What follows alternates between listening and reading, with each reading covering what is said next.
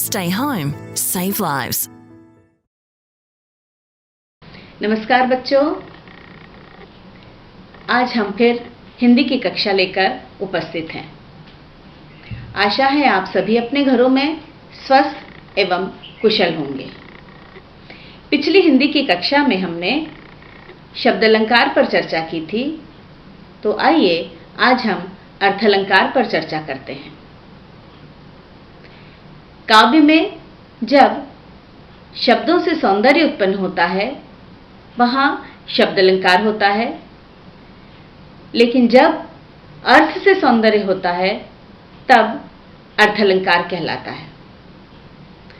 अर्थालंकार आपके पाठ्यक्रम में 5 प्रकार के रखे गए हैं: उपमा, रूपक, उत्प्रेक्षा, अतिशयोक्ति एवं मानवीकरण। हम उपमा, रूपक, उत्प्रेक्षा पर आज चर्चा करते हैं। सर्वप्रथम हम लेते हैं उपमा। जब दो व्यक्तियों या वस्तु में अत्यधिक समानता बताई जाती है, वहां पर उपमा अलंकार होता है। ध्यान दीजिए, जब दो व्यक्तियों या वस्तुओं में अत्यधिक समानता के कारण तुलना की जाती है, वहां पर उपमा अलंकार होता है। दो वस्तुओं के बीच जब समानता बताई जाती है, तब 4 चीजें हमारे समक्ष आती हैं। वे हैं उपमेय, उपमान, साधारण धर्म और वाचक शब्द। उपमेय अर्थात जिस वस्तु की तुलना की जाए। किसकी तुलना की जाए? जिस वस्तु की तुलना की जाए वह उपमेय होता है। जिससे तुलना की जाए वह उपमान होता है। साधारण धर्म यानी दो वस्तुओं में जो समान चीजें हैं वह साधारण धर्म होता है।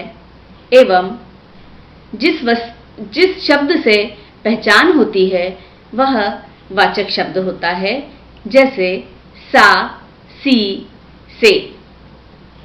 आइए इसे हम उदाहरण के द्वारा समझते हैं। पीपर पात सरिस मन डोरा।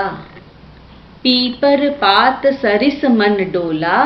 यहां पर आप देखेंगे कि मन किसके समान डोल रहा है? पीपल के पत्ते के समान डोल रहा है। अतः उपमेय क्या है? मन है। उपमान इसमें क्या होगा? पीपल का पत्ता होगा, क्योंकि मन जो है वह पीपल के पत्ते के समान डोल रहा है। साधारण धर्म दोनों में क्या है? डोलना, हिलना।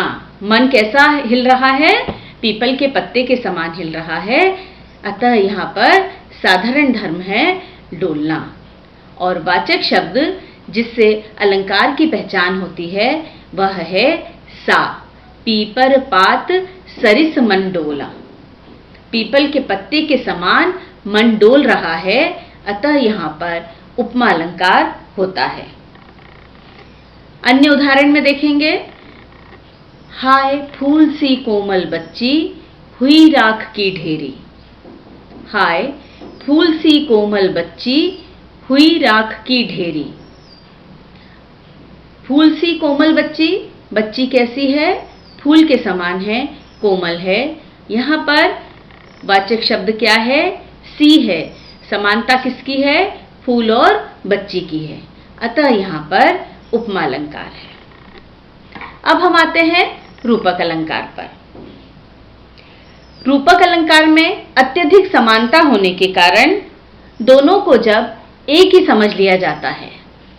अत्यधिक समानता के कारण जब दोनों को एक ही समझ लिया जाता है, वहां ध्यान रखिएगा रूपक अलंकार होता है। जैसे पायो जी मैंने राम रतन धन पायो। मीराबाई ने कहा है, पायो जी मैंने राम रतन धन पायो। मैंने राम नाम रूपी रत्न को प्राप्त कर लिया है। अर्थात ईश्वर का नाम जो है उसे रूप दिया गया है किसका? रत्न का। अतः यहां पर रूपक अलंकार है। तीसरा हमारा अलंकार है उत्प्रेक्षा।